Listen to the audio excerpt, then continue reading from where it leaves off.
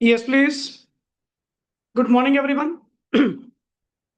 So today we are going to start our group 2 for Gen 27, जिसमें paper number 5 आप लोगों का होता है, that is auditing and assurance. और आई कैन से जो आपका सब्जेक्ट का नेम है, that is auditing and ethics.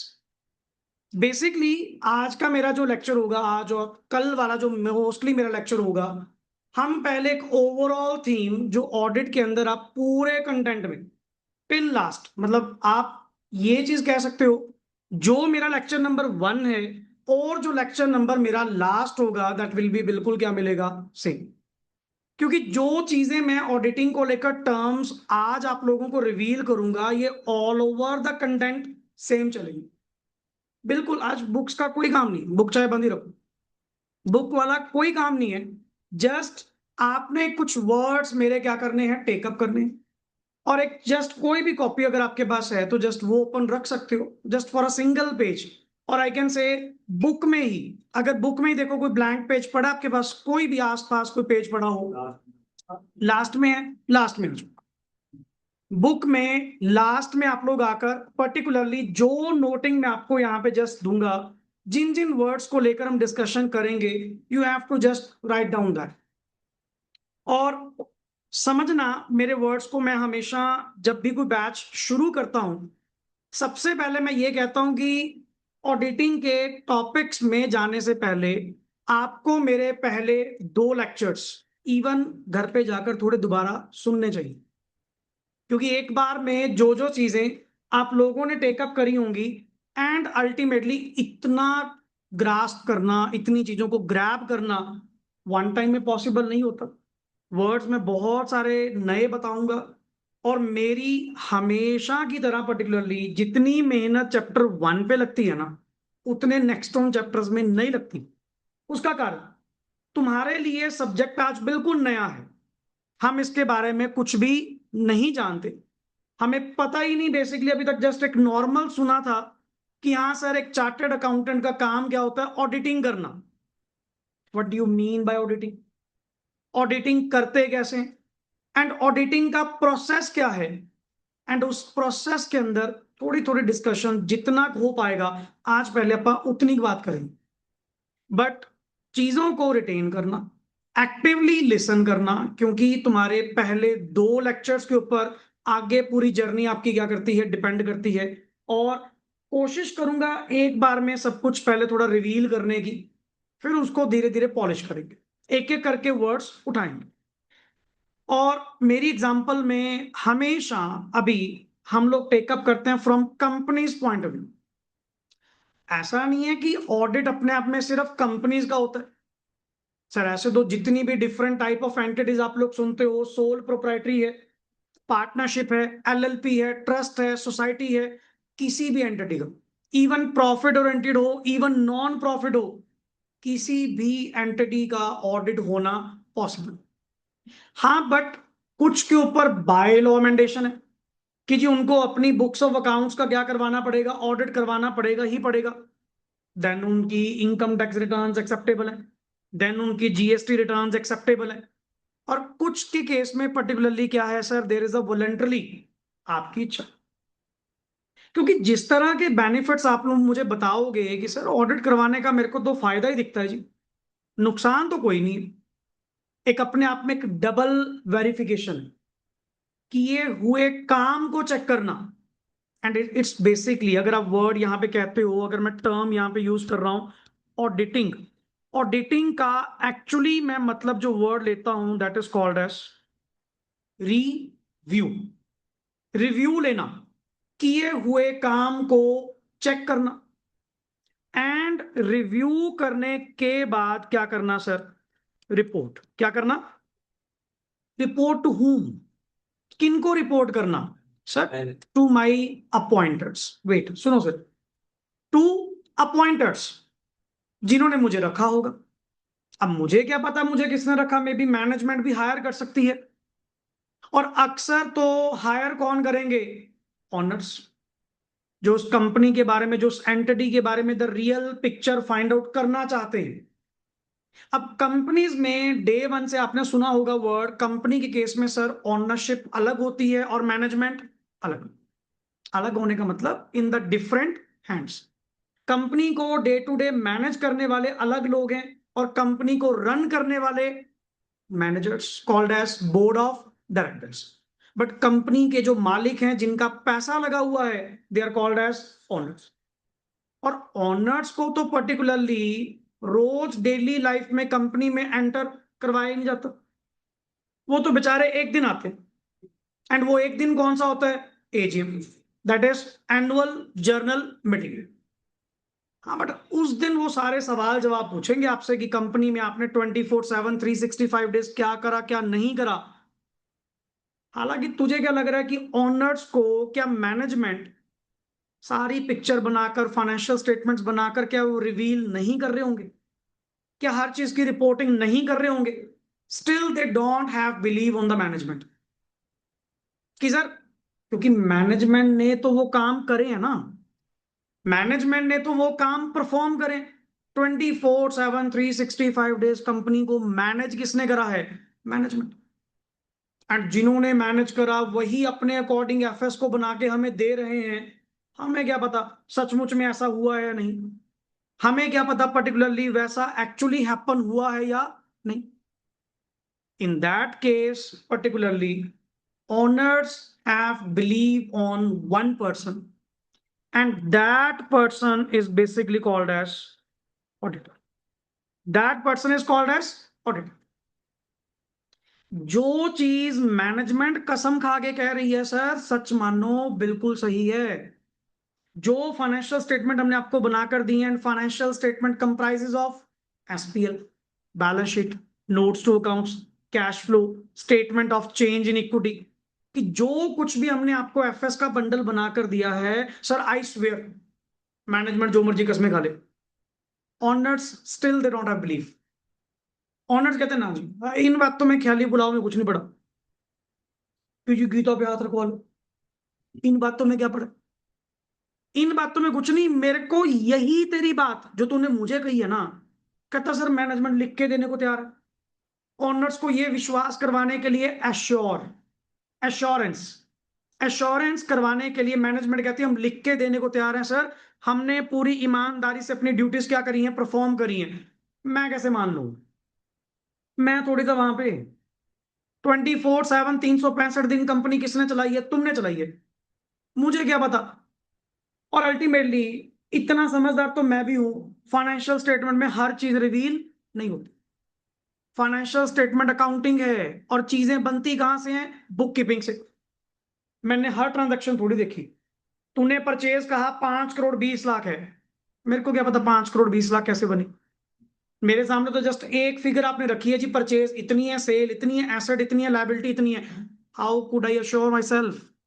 मैं कैसे अपने आप पे विश्वास करूं कि ये चीजें तूने जो दिखाई हैं वो बिल्कुल सही दिखाई हैं? मेरे को तो फेथ ही नहीं हो रहा। और ऊपर से मेरे को मेरे पे फेथ नहीं है। कारण, मेरे को इतनी कितनी नॉलेज? हम लोग बैठे स्टेक होल्डर्स, ओनर्स, हमें इतनी कंपनी के फाइनेंशियल्स के बारे में इतने पढ़े लिखे होते, बात ही क्या थी? हम ना कुछ और बने बैठे होते। हमें क्या पता सर कंपनी के फाइनेंशियल्स क्या गोइंग ऑन है, ईपीएस कितना, डीपीएस कितना, आरओई कितनी है, रिटर्न ऑन कैपिटल एम्प्लॉयड कितनी है? अपनी समझ में नहीं है। हमें सिर्फ धंधा समझ में आता है, पैसा समझ में आता है, ये चीजें समझ में नहीं आती, financials. And all over India, all over the world, for the financials, the first person comes to into your mind, that is C. CA, that is chartered accountant। कि जो बातें मैनेजमेंट मुझे कह रही है ना, यही शब्द, यही प्यारे प्यारे शब्द मुझे कौन कह दे? सीए साहब कह दे। सीए नहीं, सीए साहब। यही मुझे सीए साहब कह दें कि सर एवरीथिंग इज फाइन, आप कोई चिंता मत करिए, don't be worry about that, I have check the financials and I have taken the proper review of the same, and accordingly I am reporting you कि based on my examination, based on the processes which I applied on the financials, I can assure you. अच्छा, आप विश्वास दिलवा रहे हो, फिर ठीक है। बट वो मैनेजमेंट ना, उनकी बात नहीं मानेंगे, उनकी बात नहीं मानेंगे।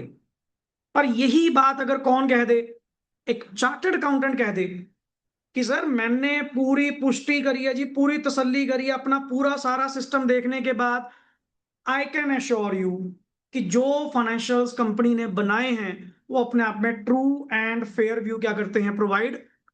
एक चीज बता, अकाउंटिंग स्टैंडर्ड हमने पढ़े ग्रुप 1 के अंदर, अकाउंटिंग स्टैंडर्ड 1 या बेसिक रिक्वायरमेंट तो आपको पता है, इतनी बेसिक ड्यूटी तो मैनेजमेंट की भी बनती है। ऐसी फाइनेंशियल्स को रेडी करना, ऐसी बुक्स ऑफ अकाउंट्स को मेंटेन करना जो जो ट्रू एंड फेयर व्यू क्या करे, प्रोवाइड करे। नहीं तुझे क्या लग रहा है कि मैनेजमेंट ने ऐसा नहीं करा होगा? क्या पता, क्या पता, मेरे को कोई गारंटी थोड़ी है। मैं तभी तो क्या कह रहा हूं, मैनेजमेंट ने क्या अकाउंटिंग स्टैंडर्ड्स को फॉलो करते हुए बुक्स ऑफ अकाउंट्स को, उनकी अकाउंटिंग को, एफएस को क्या नहीं बनाया होगा? कहते जी बनाया भी हो सकता है, मे बी नहीं, हमें क्या पता, हम तो ऑनर्स हैं। कहते नहीं, जब कंपनी में ऑनर खुद बीच में बैठा हो, हम काम सिस्टमेटिकली इमेजिन कर सकते हैं कि काम सही चल रहा होगा। ऑनर बीच में बैठा नहीं, कंपनी कौन रन कर रहे हैं, management, and they are not owners, they are just employees. अब आप एक चीज देख लेना, कभी किसी ऑर्गेनाइजेशन में एंटर करना जहां मालिक बीच में बैठा हो और जहां पे इंप्लॉय के सारे काम चल रहा हो, तुझे 10 मिनट में पता लग जाएगा इसका मालिक यहां पे बैठता है कि नहीं बैठता, पता लग जाएगा। क्यों? जहां पे मालिक बीच में बैठेगा ना, इंप्लॉय की कोई गड़बड़ नहीं हो सकती, या सिंपल वर्ड कहते हैं उसकी कोई औकात नहीं बनती, अल्टीमेटली वो अपने लेवल पे कोई पंगा ले ले। क्यों? उसको पता है मेरा मालिक बैठा है, हर चीज वो डर डर के करेगा, ध्यान से करेगा। किस बात का डर? गलत नहीं करना, नहीं डांटेगा, मैंने रॉ मटेरियल वेस्ट क्यों कर दिया, ये क्यों कर दिया, फलाना क्यों कर दिया, दैट इज सुपरविजन। कि उसकी देख रेख में, उसकी निगरानी में सारा काम होगा, तो naturally employee will work efficiently, effectively. और एक ऐसी ऑर्गेनाइजेशन जिसमें एम्प्लॉय सिर्फ अकेले काम कर रहे हैं, लाइक मैनेजमेंट के सहारे, मैनेजर तो खुद अपने आप में ओनर बन के घूम रहे होते हैं, उनको मालिक से क्या मतलब। देन उनके ऑनर्स, हालांकि वैसे तो दोनों सिनारियोज में ऑनर तो फिर भी, चाहे मैं बीच में बैठता हूं चाहे नहीं बैठता, हम तो फिर भी क्या करवाते हैं जी, ऑडिट करवाते हैं। और गलती होने को क्या मेरे से गलती नहीं हो सकती, क्या इंप्लॉय से गलती नहीं हो सकती? और अगर पर्टिकुलरली मार्केट में रिजल्ट प्लेस होने से पहले कोई एक ऐसा गुड रेपुटेशन वाला पर्सन जिसको गुड फाइनेंशियल्स की नॉलेज है, अगर वो मेरी गलती मुझे बता दे एंड मैं उसको टाइमली रेक्टिफाई कर लूं, कम से कम सही कर लूं, कितना फायदा। कम से कम मैं यूजर्स को मिसलीड तो नहीं करूंगा, यूजर्स के साथ गलत तो नहीं होगा। जो भी पर्सन मेरी फाइनेंशियल्स को रीड करेगा, कम से कम उसकी डिसीजन मेकिंग गलत तो नहीं होगी। सो ऑडिट करवाने का मेरे को तो सर फायदा ही फायदा दिखता है, नुकसान तो मुझे कोई दिखता नहीं। कहते हो जी नुकसान है तो है, फीस देनी पड़ेगी, नहीं फिर फ्री में काम करेंगे। फ्री में किस बात के लिए काम करेंगे? मैं अपना टाइम आपको दे रहा हूं, मैं अपने आवर्स की एलोकेशन आपको दे रहा हूं, रिसोर्सेज अपने स्पेंड कर रहा हूं, मैं, मेरी टीम 10 दिन से आपके ऑडिट के ऊपर लगे हुए हैं, एक एक चीज आपकी प्रॉपर चेक कर रहे हैं, जैसे खंगाल रहे हैं जिसको वर्ड कहते हैं, हर चीज का सोर्स से लेकर डेस्टिनेशन तक फाइंड आउट कर रहे हैं। फिर हम पैसे नहीं लेंगे, फ्री में क्यों काम करेंगे भाई? और फ्री के काम करने के लिए सीए बने हैं, मतलब ही नहीं। वी विल चार्ज, हम तो कहते हैं ठोक बजा के फीस लो यार, सस्ता काम क्यों करना। अब सीए इंस्टीट्यूट ने नया नोटिस निकाला है, पता है किसी को? अगर कोई एरिया बेस्ड एक मिनिमम जो फीस की रिक्वायरमेंट होती है प्रैक्टिस के अंदर, अगर उससे डाउन लेवल पे अगर वो बंदा काम करता हुआ पकड़ा गया, दैट मींस किसी ने रिपोर्ट कर दिया जी इतने सस्ते में काम कर रहा है, ले आईसीआई में अगर एप्लीकेशन लग गई ना, अल्टीमेट तेरी खैर नहीं। क्यों? तू इतना पढ़ा लिखा होकर भी यार दूसरों के स्टैंडर्ड डाउन कर रहे। आपा लोग अपनी नॉलेज अप्लाई करने के, लोगों को सर्विस प्रोवाइड करने के आपा फीस नहीं मांग रहे, क्यों नहीं मांग रहे भाई? मांगो फीस, फिर तो कभी अपना स्टैंडर्ड रेज ही नहीं होगा। अब साला तुम लोग कंपेयर कर रहे हो एक टुच्चे से पर्सन से जो 200 रुपए में रिटर्न भर रहा है, एंड एक्सपेक्टिंग दैट एक सीए पर्सन भी 200 रुपए में रिटर्न भरे। क्यों भरे भाई? I will charge 2000 for that, मेरा स्टैंडर्ड। अब स्टैंडर्ड बनाए पे बनता है, बना बनाया नहीं मिलता। बंदा कहता जी आप तो सीए बन गया, अल्टीमेटली जो मर्जी करना शुरू कर दो।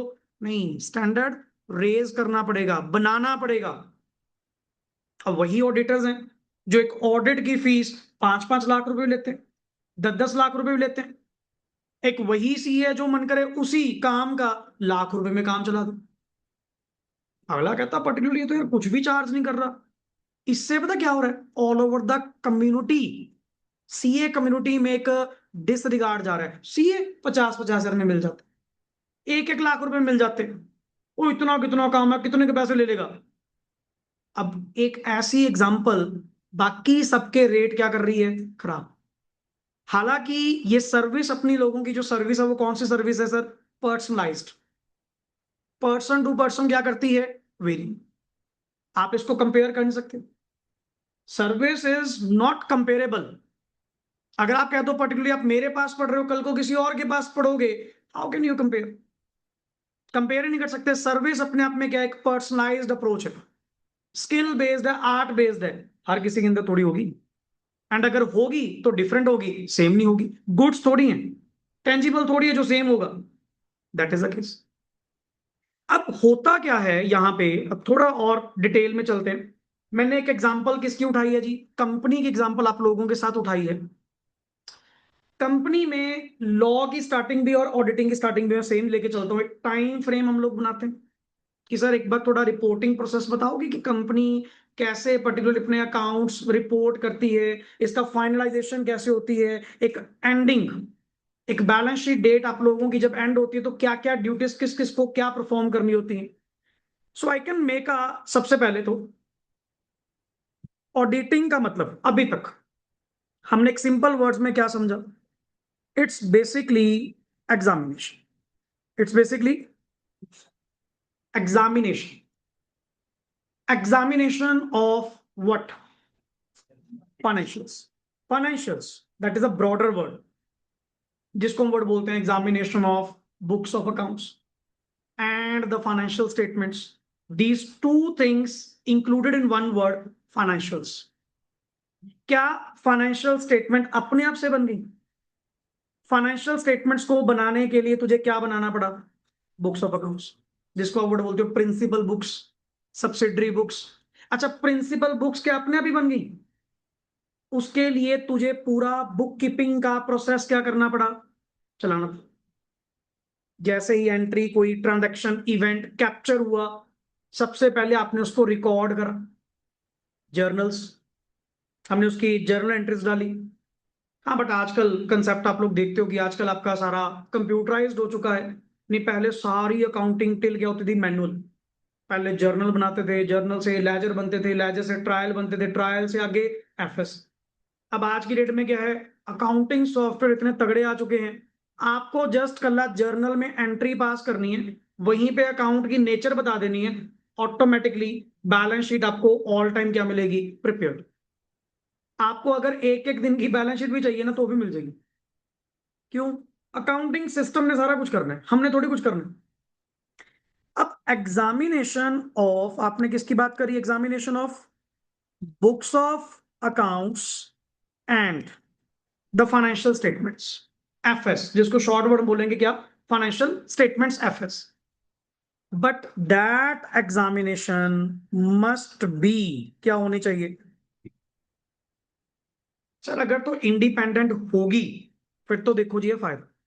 देखो, अगर मैं सिंपल सी आसान शब्दों में थोड़ा फीलिंग लेकर अगर ऑडिटर के पॉइंट से बात करें, अगर ऑडिटर इंडिपेंडेंट एग्जामिनेशन करेगा ना, फिर तो करवाना, फिर तो ऑडिटर अपॉइंट करो, सब कुछ करवाओ, जो वो करता है अपनी ड्यूटीज परफॉर्म करे, बट किसी के दबाव में, किसी के इन्फ्लुएंस में आके नहीं। अब अगला अपनी मन मर्जी से काम करे, ये नहीं कि मैनेजमेंट उसके ऊपर दबाव बनाए, मैनेजमेंट उसकी विशेष को क्या करे, कंट्रोल करे, सबॉर्डिनेट करे। और मैं चाहकर भी, चाहकर भी जो ओपिनियन देना चाहता हूं वो ना दे पाऊं, ऐसी खाना पूर्ति करने का कोई फायदा नहीं। छोड़ो परे, रहने दो, ऑडिटिंग क्यों करवाओगे? क्यों एक बाहर का पर्सन आप लोग अपॉइंट करोगे जब उसने इंडिपेंडेंटली काम ही नहीं करना और तुमने काम करने नहीं देना? सर ये खाना पूर्ति है, रहन दो, बेटर है कि ठीक है, बट तुम आपा कहते नहीं।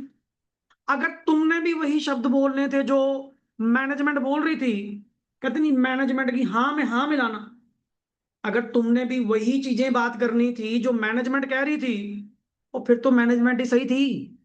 तुझे क्यों बुलाया हमने? तुझे यहां बुलाने का पर्पस क्या था सीए साहब, समझो। तुम्हें क्यों बुलाया गया? कि आप मुझे एक ऐसी रिपोर्ट प्रोवाइड करेंगे जिसमें सच और झूठ रिवील होगा, जो ये चीज पिक्चराइज करेगी क्या कंपनी ने फाइनेंशियल स्टेटमेंट सही ढंग से बनाई है या। और तुम भी जाकर मैनेजमेंट से मिल गए, मैनेजमेंट की बोली बोलने लग गए, कोई फायदा नहीं। रहन दो सर। क्यों खाना पूर्ति करके दिखा रहे हो, है ड्रामेबाजी पलटी पलटी के, मैंने ये चेक करा फलाना चेक करा। ओपिनियन तो तूने पहले सोची हुई थी कि मैंने कौन सी ओपिनियन देनी है, क्लीन ओपिनियन। फिर क्यों ये ड्रामेबाजी कर रहे हो? और हम आपको फीस भी पे आउट कर रहे हैं, खर्चा पानी भी कर रहे हैं, बट उसका बेनिफिट हमें ना मिले, तो अल्टीमेटली ये ऑडिट फीस दी भी क्या है, बेकार है, किसी काम की नहीं। अगर एग्जामिनेशन करनी है तो भाई इंडिपेंडेंट होकर करना। इंडिपेंडेंट होने का मतलब क्या है? बिना किसी के दबाव, बिना किसी के डर के। कंपनी में मैं कह रहा हूं साला कोई हो, मैं ऊपर हूं, मैं देखूंगा यहां पे मैंने क्या ओपिनियन देनी है, ना कि मेरे पे किसी की चलेगी। अब इन दैट केस जैसे आप प्रैक्टिकली देखें, आजकल नए नए बच्चे छोटी छोटी एज में बनने लग गए, 21-22 साल का एक ऑडिटर तैयार हो जाता है बढ़िया, एंड कंपनीज में जाके 40-40 50-50 साल वाले इंप्लॉयज को टेढ़ा कर रखा होता है कि ये लिया, ट्रांजैक्शन चेक करवा, फलाना करवा। आप फिर करेंगे, करेंगे। In that case designation wise, अगर अकल एज बड़ी होने से आती तो बात ही क्या थी? अब ये थोड़ी कि 40 साल का 50 साल का कोई इंप्लॉय तो मतलब सही काम ही करेगा। डेजिग्नेशन वाइज, स्टेटस वाइज कौन बड़ा है? मैं, एज एन ऑडिटर। और मैं अगर उस पर्सन से जाकर क्या हो गया, इन्फ्लुएंस्ड हो गया, बायस्ड हो गया, फिर तो ऑडिट का मैंने पर्पस ही खत्म कर दिया। ऑडिट करवाने का जो मोटिव है वही खत्म कर दिया मैंने। ऑनर्स के साथ क्या कर दी, बेईमानी कर दी। जिन्होंने मेरे पे इतना ब्लाइंड फेथ करा, इतना ट्रस्ट करा, इतना ट्रिमेंडस ट्रस्ट उन्होंने मेरे पे क्या करा, रीपोज करा, वो जस्ट मेरे वो 2-4 शब्द की वेट कर रहे होते हैं, सीए साहब क्या बोलेंगे, कंपनी के बारे में क्या कहेंगे, क्या कंपनी ठीक है, क्या कंपनी सही ढंग से काम कर रही है नहीं कर रही है, दैट इज। अब इन दैट केस और तुमने ही क्या कर दी, बेईमानी कर दी, फिर तो गलत हो जाएगा ना। सो इसीलिए अगर एग्जामिनेशन करनी है तो अल्टीमेटली क्या करना सर, इंडिपेंडेंट करना, नहीं अदरवाइज कोई एग्जामिनेशन करवाने का फायदा नहीं। खाना पूर्ति है, फॉर्मेलिटी है, रहन दो। इसीलिए बार बार जो तुम्हारे स्टैंडर्ड्स हैं, जो अथॉरिटी, हमारे लिए अथॉरिटी कौन बैठी है, आईसीआई। अब तो आईसीआई के ऊपर भी कौन बैठी है, NFRA, that is national financial reporting authority. Section 132 of the companies act, वो भी तो बैठा है, जो आईसीआई का बाप बन के बैठा है कि अगर तुम्हारा मेंबर किसी गलत एक्टिविटी में पकड़ा गया ना, हम नहीं छोड़ेंगे। ड्यू टू दैट हमें काम बड़े सोच समझकर साफ सुथरे वे में करने पड़ते। कहते नहीं, पुराना जो मजा लूट गए, लूट गए। अब से तो जब से नाफरा आई है ना, प्रैक्टिस बहुत क्लीन हो चुकी है, वाइट एंड क्लीन सिंपल। अब नहीं चलते वो काला बाजारी काला काम जो पहले चलते थे। ठीक है, चुप्पी भली। ये पुराने सीएस को भी पता है कि अगले ने क्या क्या करा हुआ है, क्यों पहले कोई पूछता ही नहीं था, कोई परवाह ही नहीं थी। जितने डिपार्टमेंट उतनी बैलेंस शीट थी। आपको कौन सी चाहिए, कहता जिसमें सेल 5 करोड़ हो, हाँ 5 करोड़ है।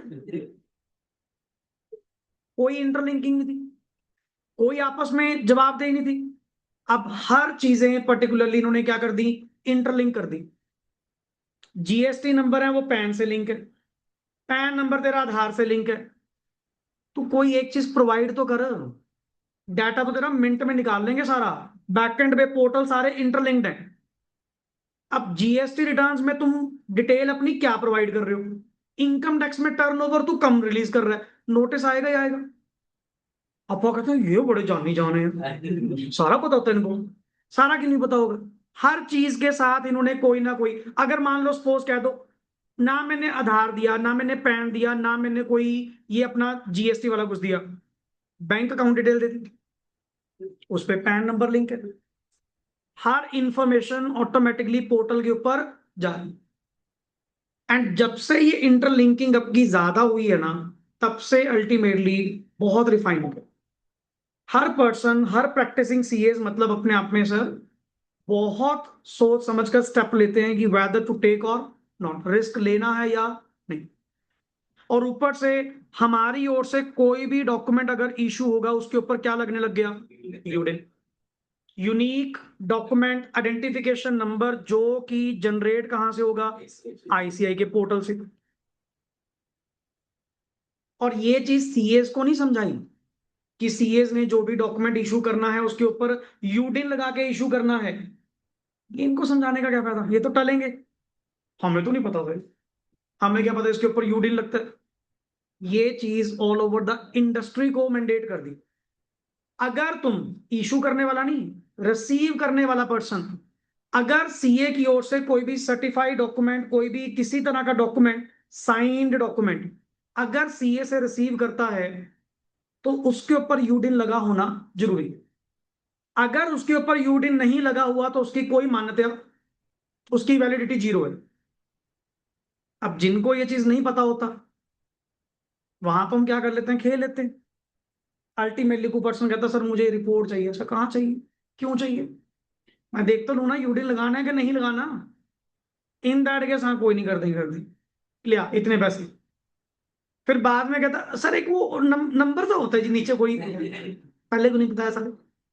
अब इन दैट केस मैं कह जी वो वाला चाहिए, यूडिन वाला चाहिए, पैसे ज्यादा लगे। कहता जी क्या फर्क है, रजिस्टर्ड होएगा ना, और रजिस्टर्ड विद आईसी होगा, पोर्टल पे वो डॉक्यूमेंट रजिस्टर्ड होगा एंड अल्टीमेटली उस पर यूडिन लगाऊंगा।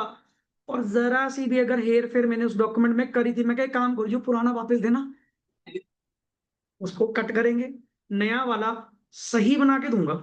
क्यों, अब वो रजिस्टर्ड हो चुका एंड अल्टीमेटली उसके ऊपर क्या लग चुका। इतनी मतलब इस नंबर की इंपॉर्टेंस है। मैं बेशक डॉक्यूमेंट साइन भी ना करूं, स्टैंप भी ना लगाऊं, जरूरत ही नहीं है। ये तो आज भी कई बैंकर्स हैं, कई लोग हैं आज भी मूर्खों की तरह साइन करवाई जा रहे हैं। 20 पेज की रिपोर्ट साइन करवा के लेके आओ, ओ प्रभु जी उसके ऊपर जब मैंने क्या लगा दिया, ये यूडिन जो जनरेट होगा, ये जनरेट ही किससे होगा, मेरी आईडी से। जैसे कहते नहीं जिसके ऊपर डीएससी लगा दिए, डिजिटल सिग्नेचर्स, ये उस पर भी मैनुअल साइन करवाई जा रही है। वो पता ही नहीं उनको। वो जिस पे मैंने डीएससी लगा दिए, जिसमें मेरी ऑडियो वीडियो, मेरे बायोमेट्रिक्स एंड ऑल सब कुछ रजिस्टर्ड है, हाउ कैन आई रिवोक, मैं कैसे मुकर दूंगा कि मैंने साइन नहीं करे। वो तो पहले ही इरेवोकेबल होते। इवन किसी भी डॉक्यूमेंट के ऊपर अगर क्या लग गया, यूडिन, तुझे इवन साइन करने की भी जरूरत नहीं है। ये फिर भी एज अ फॉर्मेलिटी करवाए जाते हैं, स्टैंप साइन करवाओ जी। और प्रभु जी ये जनरेट ही कहां से होगा, हर पर्सन का, हर सीए का इन प्रैक्टिस यूडिन पोर्टल पे लॉगिन आईडी अलग अलग। अब मैं अपना यूडिन का पोर्टल का जो लॉगिन आईडी है मैं शेयर थोड़ी करूंगा किसी साथ। कल को अगले ने मेरी आईडी से वो डॉक्यूमेंट रजिस्टर्ड करके पर्टिकुलरली नंबर जनरेट कर लिया, किसी डॉक्यूमेंट पे लगा दिया, साइंड बाय मी, मानना जाएगा। मैं कल को ये नहीं कह सकता मैंने साइन ही नहीं करे जी, हालांकि जो पहले साइन होते थे मुकर जाते थे। किसी भी डॉक्यूमेंट के ऊपर मान लो कोई साइन हो रखे हैं, मेरे तो है ही नहीं, कहते ले आपने तो साइन करे, तेरे करके दिखाऊं। कहता जी आपके लेटर हेड पे, मैं तेरा बना के दिखाऊं। स्टैंप आपकी लगी हुई है, बाजार में 36 मिलती है, 1 मिनट से पहले। और एक सीए के साइन भी होते थे चार चार, डॉक्यूमेंट बेस्ड। देखते थे ना कौन से डॉक्यूमेंट पे क्या लगाना है, कल को मुकरना पड़ गया तो। पहले देखा जी आपको किस पर्पज के लिए चाहिए, अच्छा आपका कोई नहीं ये वाले कर देंगे। बाद में मुकर, मैं मेरे तो साइन ही नहीं है, आईसीआई के रिकॉर्ड्स में चेक करो मेरे तो साइन ही हो रहे हैं। अब इन दैट केस ये सारी बातें खत्म होगी, जस्ट एक वर्ड आने से कि उस डॉक्यूमेंट के ऊपर क्या लगेगा, योर। अब कहानी आती है जी इधर से वर्ड, मैंने कुछ चीजें काफी क्लियर आपको करी हैं रिगार्डिंग दैट कि सर ये जो बुक्स ऑफ अकाउंट्स, अच्छा क्या बुक्स ऑफ अकाउंट्स और फाइनेंशियल स्टेटमेंट सिर्फ और सिर्फ एक प्रॉफिट ओरिएंटेड एंटिटी की बनती है? नॉन प्रॉफिट की बनती? सेक्शन 8 कंपनी या नॉर्मली कोई फाउंडेशन, कोई ऑर्गेनाइजेशन जिसका पैसा कमाना मोटिव नहीं। अच्छा, क्या बुक्स ऑफ अकाउंट्स और फाइनेंशियल स्टेटमेंट सिर्फ लार्ज एंटिटीज की बनती? स्मॉल एंटिटीज की बनती है, जिसको आप लोग आजकल वर्ड बोलते हो MSME, micro small and medium enterprises. Sir मतलब irrespective of size, that means large, medium, small, कोई मतलब, इररिस्पेक्टिव ऑफ इट्स नेचर या लीगल फॉर्म। अब लीगल फॉर्म में कहा, क्या कंपनी के ऑडिट होते हैं बस और किसी के ऑडिट नहीं होते? Sir sole proprietary, partnership, LLP, organisation कोई भी हो, सोसाइटी हो, ट्रस्ट हो, किसी मर्जी का ऑडिट करवा लो। तो इररिस्पेक्टिव ऑफ इट्स साइज और legal form, whether it is profit oriented और नॉट, कोई फर्क नहीं, ऑडिट हर किसी का पॉसिबल है, हर किसी का। ना हमें साइज वाइज मतलब, ना हमें लीगल फॉर्म वाइज मतलब, और ना हमें प्रॉफिट ओरिएंटेड है या नहीं, ऑडिट सबके होते हैं। और वैसे भी फाइनेंशियल स्टेटमेंट्स बनाना या बुक्स ऑफ अकाउंट्स बनाना हर किसी के ऊपर मैंडेटरी है, चाहे प्रॉफिट ओरिएंटेड हो या नॉट। बट आप मेरी बात पे गौर नहीं कर रहे ना, जो मैं कह रहा हूं कि भाई तूने अगर एग्जामिनेशन करनी है, वो एग्जामिनेशन मस्ट भी क्या होनी चाहिए, तूने इंडिपेंडेंटली काम करना है, not according to the will of the others. कि आपको ये नहीं किसी और की विल के अकॉर्डिंग टू काम करना, जो मैनेजमेंट कहेगी, जो बोर्ड ऑफ डायरेक्टर्स कहेंगे, तुझे उनसे दबने की कोई भी जरूरत नहीं। तेरे मन में जो आ रहा ना, जो तेरा मन कर रहा है, जिस गहराई तक तूने चेकिंग करनी है कर, तेरी हिम्मत है, based on your time, based on your resources, based on the cost. अब कॉमन सेंस तो ये भी है, मेरे पास अगर खुला टाइम होगा, मैं तो गहराई तक भी जाऊंगा, चीजों को डिटेल तक में भी क्या करूंगा, चेक करूंगा। बट जब मेरे पास ही टाइम नहीं होगा, तो मैं फिर सेंसस नहीं, सैंपलिंग टेक्निक यूज करूंगा।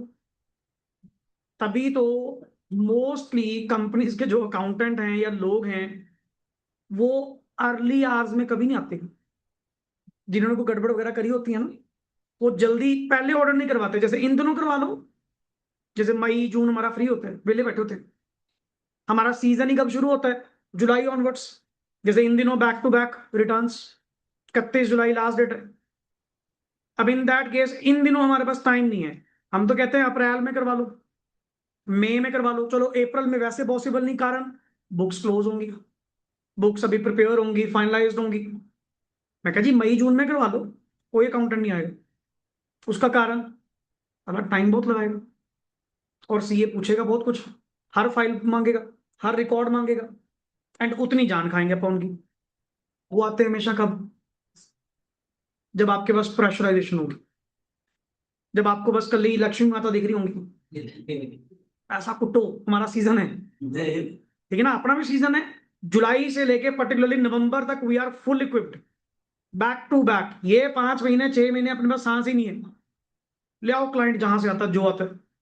अब इतने हैवी प्रेशर में अगर मान लो कोई और आएगा भी, ऑडिट करवाएगा भी, कुछ समझदार हो, कितना टाइम मैं दे पाऊंगा, और इतना कितना मेरे पास टाइम है कि मैं इसकी डिटेल चेकिंग कर पाऊंगा, 100% चेकिंग कर पाऊंगा, किसी की बस की नहीं। पर इन दैट केस सेंसस नहीं जी, ऑटोमेटिकली मेथड कौन सा लगेगा, सैंपलिंग, मोटी मोटी एंट्रियां देख बस, ठीक है। किसी पे ज्यादा डाउट है, डॉक्यूमेंट्स वगैरह पूरे करवा, ऑडिट अपलोड कर। इतना टाइम थोड़ी है हमारे पास कि मैं तेरी बैंक की, परचेज की, सेल की सारी एंट्रीज देखूंगा, पागल हो गए यार, इतना कौन देखेगा। हाँ, अगर आपको इतनी डिटेल चेकिंग चाहिए, फिर आप पीरियोडिकल ऑडिट नहीं, कॉन्टिन्यूस ऑडिट करवाओ। दो तरह के, पीरियोडिकल कब होगा, ईयर एंड होने के बाद, और कॉन्टिन्यूस कब होगा, ड्यूरिंग द ईयर, महीने के महीने, क्वार्टरली, सेमी एनुअली। कि अगर मान लो, ये तो आपकी रिक्वायरमेंट है ना सर, जितना गुड़ डालोगे उतना मिठा होएगा, जितनी फीस दोगे उतनी सर्विस बढ़िया देंगे। आप कह रहे हो जी हमें तो ये एक एक चीज क्या करवानी है, चेक करवानी है, मैं कह सर फिर पीरियोडिकल नहीं चलेगा जी, फिर आपके केस में कॉन्टिन्यूस चलेगा। आप हमारा मंथली पैकेज ले लो, हमारे पैकेज सब्सक्रिप्शन है, क्या मंथली ले लो, क्वार्टरली ले लो, हमें कोई दिक्कत नहीं है। इन दैट के तभी मैं इतना टाइम दे पाऊंगा सर, नहीं अदरवाइज आप कह रहे हो पूरे साल की ट्रांजैक्शन इकट्ठी चेक कर, इतना किसके मेरे पास कम, ना टाइम ना रिसोर्सेस। अब जिन दिनों मैंने 36 क्लाइंटों के ऑडिट करने हैं, मैं एक के ऊपर सारी टीम थोड़ी लगा दूंगा, और इतने कितने के पैसे दे देगा मुझे वो, जो मैं उसके लिए इतनी केयर करूं। विच ब्रिंग्स द थिंग, हमें इन फाइनेंशियल्स के ऊपर जो ऑडिटिंग करते हुए, पहली बात, ऑडिटिंग अपने आप में बच्चे क्या है, एक प्रोसेस। ऑडिटिंग क्या है, एक क्रिया है, एक प्रोसेस है, जिसके जरिए तुम पहले पहले ऑडिटर उन फाइनेंशियल्स के ऊपर क्या इकट्ठी करता है, एश्योरेंस। अगर मैं पूछूं ऑडिटिंग करने का मोटिव क्या है, टू प्रोवाइड एश्योरेंस। पर मैं तुम्हें भी एश्योरेंस तब प्रोवाइड कर पाऊंगा ना, पहले मैं तो एश्योर हो जाऊं, पहले मैं तो अपनी तसल्ली कर लूं कि वाकई में जो फाइनेंशियल्स बनाई गई हैं वो अपने आप में सही बनाई गई। कहते नहीं, जब तक मेरा तेरे पे विश्वास नहीं है, मैं आगे लोगों को विश्वास कैसे बांट दूं। Firstly, I will obtain the assurance. And how could I obtain? How can I obtain? By doing the process. And the process called as I will do auditing. So there are some of techniques I will apply on the financials. मैं one by one वो process क्या करूंगा, follow करूंगा, and उससे जब मुझे तसल्ली आएगी तो मैं तसल्ली स्टेक होल्डर्स को, यूजर्स को क्या करवा पाऊंगा, प्रोवाइड कर पाऊंगा, which is called as assurance via opinion. हमें अगर हम बात करें कि जो यूजर्स हैं, वो यूजर्स आप में क्या एक्सपेक्ट कर रहे हैं सर, कि आप अपनी राय, आप अपनी ओपिनियन हमें प्रोवाइड करें, किसके ऊपर, इन्हीं फाइनेंशियल्स के ऊपर जो किसने बना के दिए, management. One of the basic point all over the book, it's whom duty to prepare the financials, management. Sir it's board of directors duty, उनकी ड्यूटी बनती है फाइनेंशियल्स को क्या करना, प्रिपेयर करना। माइंड, कई लोग कहते हैं फाइनेंशियल्स बनवानी है, बैलेंस शीट बनवानी है, सीए के पास चले जाओ। हाँ हम बनाते हैं, पर जो मैं बनाऊंगा उनका ऑडिट में, फिर तो सर सेल्फ रिव्यू आ जाएगा, अपने ही किए हुए काम का आगे ऑडिट करना, वो तो वैसे ही इंडिपेंडेंस ब्रीच है। मैं कल परसों भी बता रहा था कि पर्सन को जी बाकी सब कुछ दिखता है, बस अपनी कमी नहीं दिखती, अपनी गलती नहीं दिखती। वही चीज आप मुझसे दोहरा रहे हो, मैंने बैलेंस शीट बनाई और मेरे से ही ऑडिट करवा रहा है, पर गलती कौन निकालेगा, कोई भी नहीं। और उल्टा मैंने गलती हाईलाइट करके मैनेजमेंट से डांट खानी है, अपनी फीस कम करवानी है, मतलब ही नहीं बनता। इन दैट केस पर्टिकुलरली फिर आपका कंसेप्ट वहां पे क्या चलता है रिगार्डिंग दिस, सर बनाते हैं, मैं मना नहीं कर रहा कि फाइनेंशियल्स में हम डील नहीं करते, मतलब बुक्स ऑफ अकाउंट्स हम मेंटेन करते हैं, पर एक कॉमन सेंस समझो, जिसकी बुक्स मैं बनाऊंगा, जिसके फाइनेंशियल्स मैं बनाऊंगा, उनका ऑडिट में, सर पहला एलिमेंट ही आपने क्या कहा था, इट मस्ट भी क्या होना चाहिए, वो तो आपने खुद ही खत्म कर दिया। तो वहां पे इस तरह का फ्रेम होता है। आप कहोगे सर हमने तो सुना था जी बैलेंस शीट हमारे फलाने रिलेटिव ने बनवाई थी उनसे, वो तो सीए था। अगर बनाई होगी ना, ऑडिट उसने नहीं करा होगा, समझे ना पॉइंट, क्योंकि वहां पे फिर इंडिपेंडेंस नाम की चीज ही नहीं रही, फिर तो काम ही खत्म। क्योंकि मैं असाइनमेंट एक टेकअप करूंगा, या तो ऑडिटिंग की या प्रेपरेशन। अब ये पता क्या होता है, प्रेपरेशन वाला सीन हम क्यों करते हैं, मैनेजमेंट में कोई इतना पढ़ा लिखा है ही नहीं, उनको पता ही नहीं फाइनेंशियल्स बनती कैसे। कंपनी लेवल पे तो मान लो इंप्लॉयज रखते हैं, कंपनी में भी तो सीए रखते हैं, कंपनी के फाइनेंशियल डिपार्टमेंट में भी तो कौन बैठे होते हैं, सीएस। उनकी ड्यूटी है जी, वो एफएस बना के मेरे पास तो ना ऑडिटिंग के लिए एफएस बनी बनाई आती है। लिटरली मान लो मैंने कुछ नहीं करना होता, मैंने सिर्फ अपना काम क्या करना है, उस किए हुए वर्क का review, review as per laws regulation, क्या वैसी बनाई, एंड उनको क्या करना, बस मेरा काम ही। जहां वर्ड आ गया ना कि आप ऑडिटर हो, तूने तो एफएस बनानी नहीं, क्या हो गया, एफएस बनाता कौन है, मैनेजमेंट बनाती है जी, हम थोड़ी बनाते। मैनेजमेंट या मैनेजमेंट का कोई एक्सपर्ट, क्या पता आपने बाहर से किसी की मदद ली हो, किसी भी पर्सन की। मैं कहा जी मेरे को मतलब नहीं, मैं तो ऑडिटर हूं, मुझे तो एफएस दो कहां पे हैं, जिन पे मैंने क्या करनी है, ऑडिटिंग करनी, मेरा काम रिव्यू करना है, मेरा काम रिपोर्ट करना है, दैट्स इट। और ये जो ओपिनियन है, जो ओपिनियन मुझे प्रोवाइड करनी होती है, सबसे पहले वर्ड एश्योरेंस दो तरह की होती है। One is called as absolute, one is called as, and second is reasonable. One is absolute and second is reasonable. अब इसका मतलब क्या? कहते हैं सर ये चीज जरूरी है क्लियर करनी डे वन पर्टिकुलरली कि ऑडिटर को जो एश्योरेंस प्रोवाइड करनी होती है, क्या एब्सोल्यूट एश्योरेंस प्रोवाइड करनी होती है या रीजनेबल एश्योरेंस? रीजनिंग एब्सोल्यूट तो absolute means 100%। I can assure you 100% sir nothing is wrong, मैंने सब कुछ देख लिया, क्या मैं कह सकता हूं? नहीं, पर्टिकुलर खुद दिमाग लगा, 365 दिन का ऑडिट 4 दिन में निपटाया, सब देख लिया होगा, सारी ट्रांजैक्शन डिटेल में आपने चेक कर ली होंगी।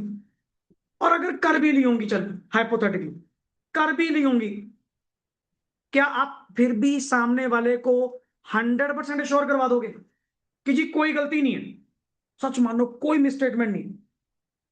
साला इतने साल हो गए, डेटोल वाले नहीं कह पा रहे 100%? तो उनका भी ऐसा कौन सा कीड़ा जो नहीं मर रहा? ऐसे सुई से घुमा के दिखाते हैं 99.9% जर्म्स, 100 क्यों नहीं बोलते?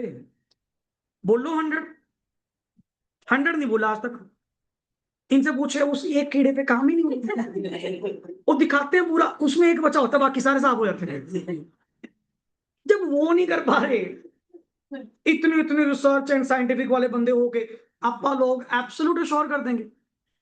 मैं कह दूं सर मुझे कोई मिसस्टेटमेंट मिली जी, बिल्कुल नहीं मिली, मैं तो कह रहा हूं ना भी मिली हो, बट तू अपने पे पंगा क्यों ले रहा है? और कल को अगर माड़ी सी भी मिसस्टेटमेंट मिल गई ना, इन्होंने तेरी जान खा जानी है। ऑडिटर ने हमारा फेथ तोड़ा, ऑडिटर ने ये करा फलाना करा, मैं श्योर क्यों करूं? हम हमेशा कौन सी एश्योरेंस देते हैं? रीजनेबल का मतलब क्या होता है? High assurance but not 100, to the max but not 100। मैं भी लिख दूंगा 99.9999, कहते इतना बोल दिया 100 ही बोल दो, नहीं बोलूंगा। क्या पता सर कुछ रह गया हो, क्या पता कुछ चीज रह गई हो। और मैंने जिस तरह से चलो ऑडिट करा है, टू द बेस्ट मैं कह सकता हूं कि अपनी ओर से ठीक है, बट मैं आपको रीजनेबली एश्योर करवा सकता हूं सर, एब्सोल्यूट नहीं करवा सकता। मैं कह रहा हूं सर दुनिया का बेस्ट टू बेस्ट ऑडिटर ले आओ, मैं कह रहा हूं वर्ल्ड लेवल का ले आओ, जहां मर्जी तेरे को जो लगता है ना तेरी नजर में कि सर वो सीए बड़ा तगड़ा सीए जी, उसको कह दे कि एब्सोल्यूट एश्योरेंस देनी है जी, अला उसी टाइम गालियां देनी शुरू कर देगा, तो दिमाग खराब है। एब्सोल्यूट क्यों देंगे भाई? मैं सारा कुछ थोड़ी चेक कर लूंगा, और अगर कर भी लूंगा मैं क्यों बोलूंगा? कल को कुछ निकल कर गया तो? और बाकी दूसरी बात, मेरे पे कह रहे हो 100% एश्योरेंस प्रोवाइड कर, कुछ कमियां तो इन बिल्ट तेरे सिस्टम के कारण होती हैं, तेरे फाइनेंशियल रिपोर्टिंग फ्रेमवर्क के कारण होती हैं। Like for example provisioning, books में प्रोविजनिंग करना, that is given by the framework. AS 29 कहता है कि अपनी बुक्स में खर्चे के लिए क्या डालो? प्रोविजन डालो, और वो भी एस्टिमेट बेसिस पे। मैं कैसे कह दूं जी इन्होंने जितने एस्टिमेट लिए होंगे वो सारे के सारे सही होंगे? इन्होंने प्रोविजन बनाई 20%, पिछले साल कितनी बनाई थी? 10%। मैं कहा जी इस बार क्यों रेज कर दी? हमें लगा, एक दिन को लगता बहुत है, माड़ी माड़ी बात। अब इसमें क्या एविडेंस इकट्ठा करूं, इसमें क्या प्रूफ इकट्ठा करूं? आप कह रहे हो इसके बारे में आपको जांच पड़ता, क्या करूं बता, ऑडिटिंग बता क्या करूं? क्या मेरे पास जरिए? इंक्वायरी करना, पूछ लिया, अगले ने अपना बेस बता दिया।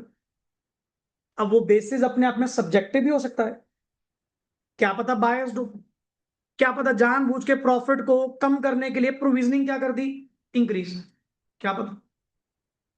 यार जो कमियां तेरे सिस्टम ने प्रोवाइड करी हैं और मेरे पे कह रहा तू 100% क्या प्रोवाइड कर? एश्योरेंस प्रोवाइड कर। कहां कौन से जमाने में? कोई एब्सोल्यूट नहीं मिलेगी।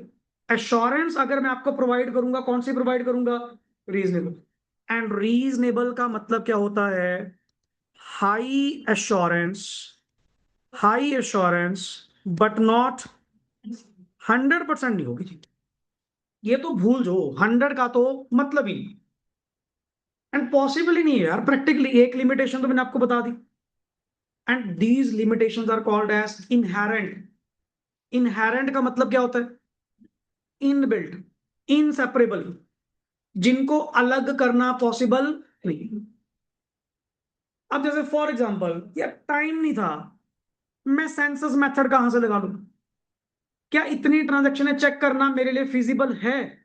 मैंने वहां पे सेंसस की जगह क्या लगाया? Sample. There is a practical limitation. अब इस केस में मैंने 1000 में से 100 ट्रांजेक्शन चेक करी, और 100 के बेसिस पे 1000 पे क्या कर दिया? कंक्लूड कर दिया। बट एक रीजनेबल एश्योर मैं आपको कर सकता हूँ, एब्सोल्यूट थोड़ी कर दूंगा कि ये जो ट्रांजेक्शन होंगी बिल्कुल सही होंगी। क्या पता गलत? जिसको वर्ड बोलते हैं सब्जेक्ट को, कि सर मैं नहीं 100% की गारंटी उठाऊंगा, मैं तो रीजनेबल एश्योरेंस प्रोवाइड कर दूं, वही बहुत बड़ी बात है। तभी हम ना एक अपनी सेफ्टी लाइन जब भी अपनी लैंग्वेज लिखते हैं, based on the beliefs and explanation given to us and based on all the documents and information given to us, I can assure you, based on, मैंने पहले बोल दिया कि जितना मुझे बताया गया, शो किया गया, दिखाया गया, चेक किया गया, उसके बेसिस पे मैं आपको रीजनेबल एश्योरेंस दे सकता हूं। माइट बी, और इस बात का डिस्क्लोजर हम अपनी ऑडिट रिपोर्ट में दे देते हैं। मैं आपको ये अश्योर कर सकता हूं कि FS are free from material misstatements, not FS are free from misstatements. दोनों में फर्क है लैंग्वेज का। पहले मैं क्या बोला? FS are free from material misstatement. Material misstatement means जो अफेक्ट करेंगी, जो मेजर होंगी। सर ऐसा कुछ नहीं, बट ये नहीं कहूंगा FS are free from misstatement. Misstatement तो सारी आ गई, छोटी सी गलती भी आ गई। मैं कहा जी मोटा मोटा जहां तक मैंने देखा है, बेस्ड ऑन दैट मैं कह सकता हूं चीजें सही है। तभी मैं मटेरियलिटी का कंसेप्ट बीच में डाल देता हूँ रिपोर्ट के अंदर, ताकि कल को हर जना खाना पर्सन कोई उठ के ना आ जाए मेरे पास, आपने ये नहीं बताया जी, ये रह गया, फलाना रह गया। मैं कहा जहां इतना पढ़ लिया था, ये नहीं पढ़ा गया, उसमें मटेरियलिटी लिखा हुआ था। और मेरी रिपोर्ट के अंदर स्पेशल वर्ड मैंने लिखा कि financial statements are free from material misstatements. मैंने मिसस्टेटमेंट तो कहा ही नहीं। ये सारे वर्ड किस चीज को रिप्रेजेंट करते हैं? रीजनेबल अश्योर कर पाएंगे अपन? एब्सोल्यूट अश्योर करना हमारे बस की बात। और मैं करूंगी क्यों यार? फिर वही बात, तुमने, मैं कह रहा हूं सारा कुछ चेक कर लिया, मैं फिर भी क्यों पंगा लूंगा? क्या पता कल को रह गया हो। जैसे नॉर्मली कोई पर्सन होता है ना, बात कहने वाले पहले कह भी देते हैं बाकी आपसे हम, आप देख लो, समझदार हो आप भी। क्यों? उसको पता है कि अगर इसने सच में मेरी बात मान ली और गलत निकली तो अगला गया मैंने कहा था बाकी आपसे आने हो। भी आप अपनी समझदारी भी क्या करना, यूज करना। मैंने पहले कहा था एब्सोल्युटली मेरे पे ना होना, मेरे मुताबिक मेरी ओपिनियन में ये होना चाहिए। अब बात आती है सर जो आपने वर्ड ओपिनियन यूज करो, what do you mean by opinion? Opinion means मेरी राय, मेरा मानना, आपकी इन फाइनेंशियल्स को देखने के बाद मेरी सोच आपके बारे में क्या कहती है। यही चीजें ऑलरेडी मैनेजमेंट भी तो कन्वे कर रही होंगी टू द ओनर्स। मैनेजमेंट कहती ना तेरी बात पे विश्वास नहीं, सॉरी, ओनर्स कहते ना मैनेजमेंट पे भरोसा नहीं है। कहते ना कमाल है सर, आपने ही हमें रखा, आपने ही हमें अपॉइंट करा, 24 घंटे 365 दिन कंपनी हम चला रहे हैं, और आज आप ऐसी बातें कर रहे हो। आप कह रहे हो हमारे पे विश्वास नहीं है। मैं कहते एक बात वो नहीं है, ईगो पे मतलब कि बात वो नहीं है, बट फिर भी मैं तो नहीं था, मैं तो नहीं प्रेजेंट था, मैं कैसे कह सकता हूं कि आपने काम सही ही करा होगा? और दूसरी बात, अगर तू सही है, तुझे चेक करवाने में हर जगह करवा ना। उल्टा तू तो जी जान लगा के ऑडिट करवा, एक एक चीज खुद प्रोवाइड कर। देखो सीए साहब, देखो सीए साहब, अगर तू रेजिस्ट कर रहा है ऑडिट करवाने से, मतलब तेरे मन में चोर है। नहीं कोई करेगा जो इस तरह के ईगो पे ले जाए ज्यादा ही, कि जी मतलब इसका मतलब कि आप हमारे पे शक कर रहे हो, छोड़ ही दो, हम तो कंपनी छोड़ देते हैं, इतना करा कंपनी के लिए फलाना। मैं कहा ऑफेंड क्यों हो रहा है? मैंने क्या कह दिया? ऑडिट करवाने को कहा। मैं कहा देख भाई, सिंपल सी बात, तू हमें बता रहा है, हमें चीजें पढ़ा रहा है, अपने को नॉलेज ही नहीं। हम लोग तो अनपढ़ लोग हैं, हमें क्या पता कंपनी में क्या चल रहा है क्या नहीं चल रहा। और आप लोग हमें समझाने लगो ईपीएस पता क्या होता है, डीपीएस क्या होता है, हमें पता ही नहीं। मैं कहा मेरे से मत्था ना मार, तू सारी फाइनेंशियल्स हमें एजीएम में पढ़ के सुनाएगा। एक काम कर, हमें नहीं, हमारा एक पर्सन है ऑडिटर, उसको करवा चेक सारा, और वो चेक करने के बाद हमें एक रिपोर्ट बना के दे about the financials, then I will be sorted.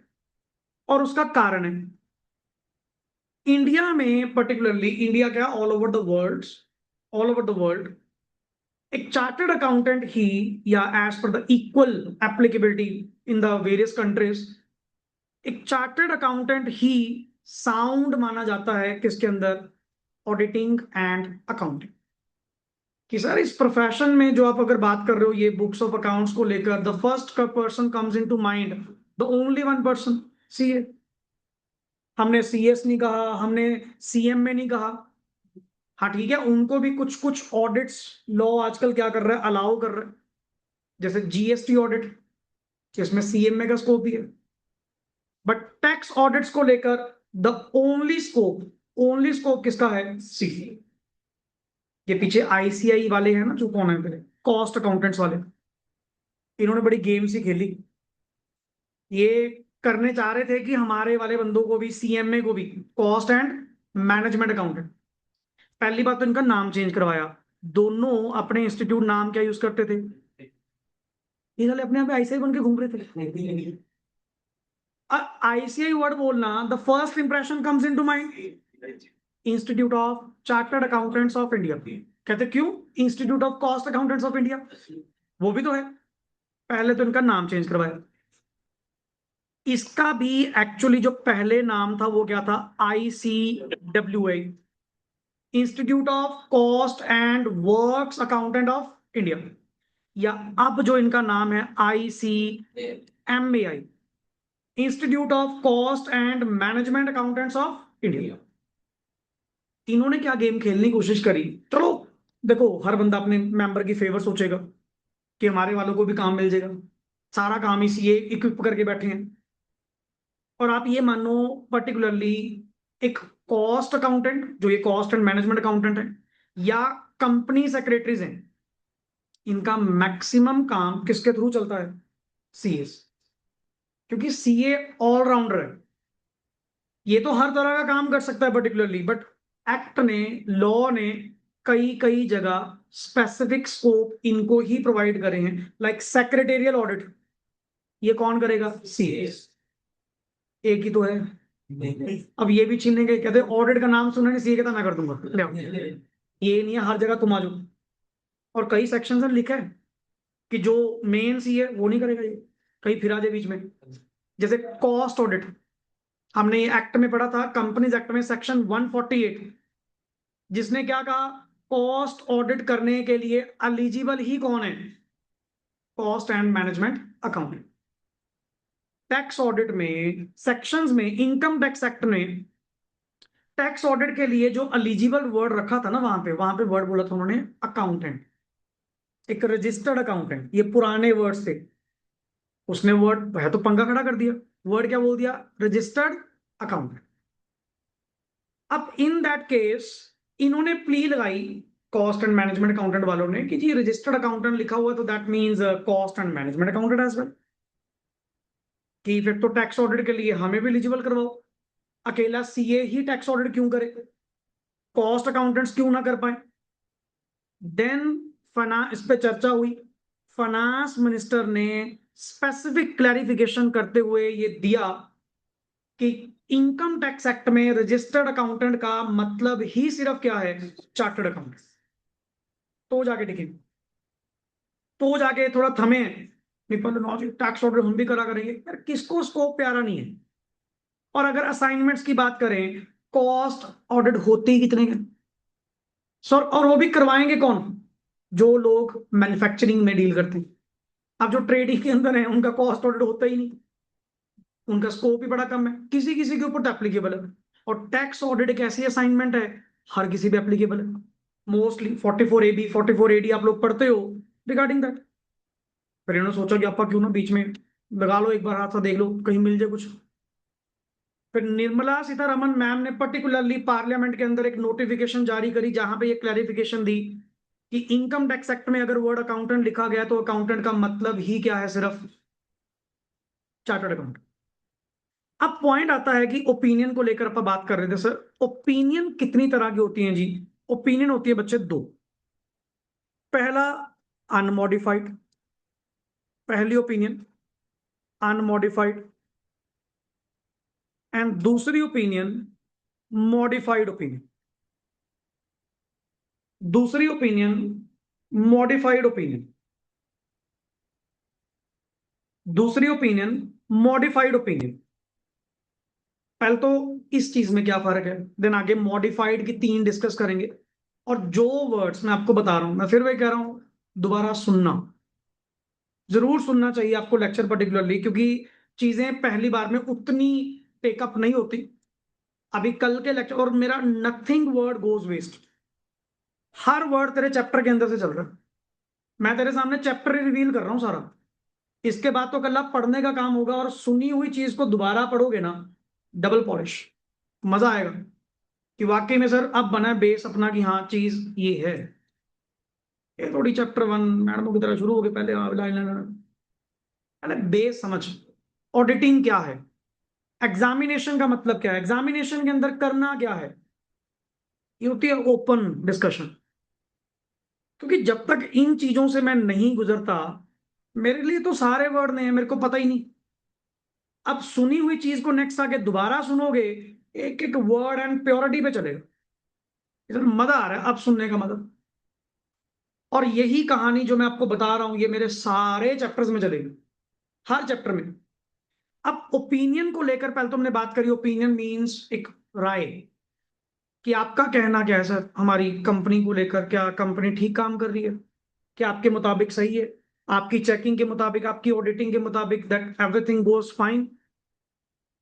फिर मैं जब अपने आप को ऑडिटिंग करते हुए एश्योर करूंगा, तभी मैं आपको एश्योरेंस दे पाऊंगा।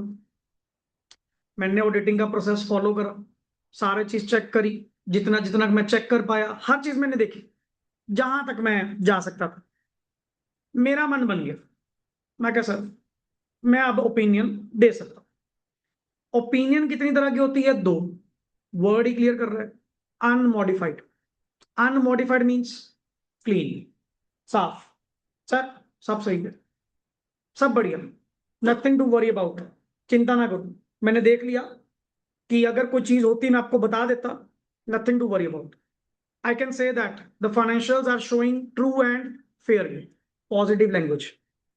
क्या चल रही है? I can assure you. हाँ, based on our information and explanation and the information given to us based on, वो तो मैं लगाऊंगा ना, क्योंकि मैं absolute assure नहीं कर रहा, क्या कर रहा हूँ, reasoning. But nothing to worry. Yes, the financial statements are free from material misstatements, and yes, the financial statements are prepared and presented as per the applicable framework, financial reporting framework, short word FRF, financial reporting framework. For example, Companies Act, LLP Act, Schedule 3, जो भी तेरे पे applicable। मैंने तीन words बोले जिनको लेकर तुम पॉजिटिव लैंग्वेज दे रहे हो, और वही लैंग्वेज मिलेगी ओपिनियन में। पहला, हाँ sir financial statements true and fair view क्या करती हैं, शो करती। नंबर टू, हाँ सर फाइनेंशियल स्टेटमेंट्स अपने आप में फ्री फ्रॉम क्या है, मटेरियल मिसस्टेटमेंट्स, क्या है, फ्री फ्रॉम मटेरियल। एंड हाँ सर मैनेजमेंट ने जो फाइनेंशियल स्टेटमेंट्स बनाई है ना, प्रिपेयर एंड प्रेजेंटेड, ये हमेशा दो वर्ड इकट्ठे चलते हैं, प्रिपेयर्ड भी, प्रेजेंटेड भी, as per the applicable FRF. As per the applicable FRF means financial reporting frame बनाइए सर। अगर तो पॉजिटिव लैंग्वेज दे रहे हो, nothing to be exception, nothing to be qualified, that kind of opinion is unmodified. कोई change करने की, कोई अपनी राय चेंज करने की जरूरत नहीं है, हाँ सर, जिसको अपन वर्ड बोलते हैं, कौन सी ओपिनियन? क्लीन चिट, साफ है जी, सब बढ़िया। क्या क्या 3 पॉइंट्स बताए मैंने? Number 1 is true and fair view, number 2 is free from material misstatement, and number 3 is as per applicable FRF बनाई गई। अब मॉडिफाइड में इतना तो दिमाग काम कर गया होगा, मॉडिफाइड के अंदर इतनी तो चीज आपको पता लग गई होगी क्या? जब आप अनमॉडिफाइड से मॉडिफाइड पे आ रहे हो, मतलब कुछ ना कुछ कुछ ना कुछ गड़बड़ होगी जो तुझे मिली होगी। इसमें बच्चे 3 तरह की ओपिनियन होती हैं। पहला एडवर्स, पहली कौन सी ओपिनियन? Adverse opinion. दूसरी qualified, qualified opinion. Number 3 is disclaim of opinion. लिखो फटाफट, adverse, qualified,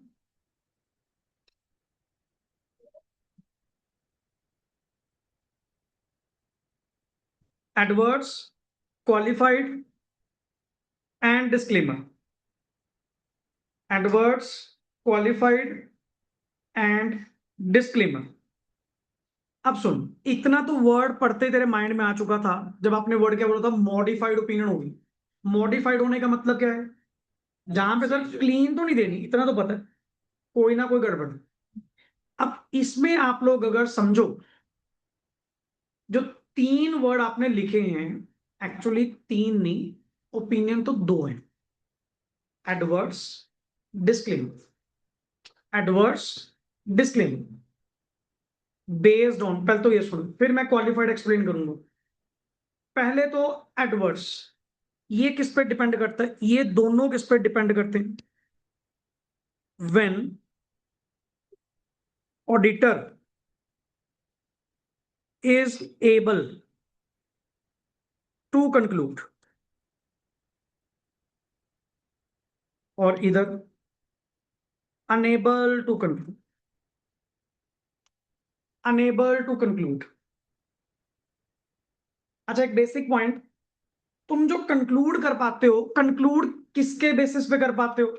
based on the audit evidence. Sir मैंने अपना प्रोसेस फॉलो किया था, एग्जामिनेशन करी थी, मैंने अपने मेथड लगाए, प्रोसीजर लगाए, और जिस तरह के ऑडिट एविडेंस मुझे मिले, मुझे भी तो सबूत चाहिए। जिस तरह के मुझे ऑडिट एविडेंस मिले, बेस्ड ऑन दैट मैंने आपको ओपिनियन दे दी। जैसे पहले वाली ओपिनियन कौन सी थी? अनमॉडिफाइड। मुझे सारे ऑडिट एविडेंस क्या मिले? सही मिले, मुझे कुछ भी गलत नहीं मिला, मैंने ओपिनियन वो दे दी। अब मुझे point is able to conclude, unable to conclude. The main word is, जिस केस में या तो एडवर्स जाती है या क्या जाती है? डिस्क्लेमर। अब ये कहानी क्या है? यहां ऑडिटर पता क्या कह रहा है? 2 चीजें, मैं काम कर पाया, मैं काम नहीं कर पाया। पहला पॉइंट, मैं काम कर पाया, sir auditor is able to conclude. What it means काम कर पाया? ओपिनियन प्रोवाइड करने के लिए मैंने ऑडिट प्रोसेस लगाया, प्रोसीजर लगाए, ऑडिट एविडेंस भी क्या मिले? इकट्ठे हो, मैं काम कर पाया। काम कर पाया का मतलब क्या है? ऑडिट एविडेंसेस मैं कलेक्ट कर पाया। और एक वर्ड बोल रहे हो अनेबल टू कंक्लूड, मैंने मेथड में लगा ही नहीं पाया जी, मैं काम ही नहीं कर पाया। एक सच बात, अगर तुम कह रहे हो मैं काम ही नहीं कर पाया, क्या कोई ओपिनियन जानी चाहिए? मैंने भी तो वर्ड ऊपर क्या लिखा है? Disclaim, disclaimer, disclaim, disclaimer of opinion. It's not a opinion, it's a disclaimer of opinion. किस बात का? सर वी वर एंगेज्ड, हमें रखा गया था ऑडिट करने के लिए, बट वी शो ओवर अनेबलनेस। मैं तो कह ही नहीं सकता वी हैव ऑडिटेड, कम से कम इसमें इसमें इसमें मैं वर्ड क्या यूज करूंगा? वी हैव, क्योंकि मैं काम कर तो पाया। यहां पे आप वर्ड ही क्या बोल रहे हो? We are. That means sir opinion तो जानी ही नहीं चाहिए, ओपिनियन तो जानी ही नहीं चाहिए। आप एक एक बात खुद सोचो, एक तरफ कह रहे हो मैं काम तो कर नहीं पाया, पर मेरी राय सुनोगे क्या? अगला कहता तेरी सुने क्यों? जब तू काम ही नहीं कर पाया फिर तेरी ओपिनियन माने क्यों? ये भी तो पॉइंट है। तभी मैंने वर्ड क्या बोला, it's not a opinion, it's disclaim. Disclaim, मैं क्लेम ही नहीं कर रहा। जैसे नॉर्मली अपने फ्रेंड सर्कल में कोई उल्टी सीधी हरकत करे, मैं डिसऑन कर दूंगा कि मेरे साथ नहीं है, मुकर दूंगा मैं तो। करते हैं ना कि जैसी ये घटिया हरकतें कर रहा है, मैं इसका है ही नहीं जी, ये तो कोई और है, मैं तो इसके साथ है ही नहीं, पता नहीं कहां से आ गया ये। दैट इज डिसऑन या डिस्क्लेम। मैं क्लेम नहीं करूंगा, दैट इज। और यहां पे फिर मैं तुमसे एक सवाल पूछूंगा पर्टिकुलरली।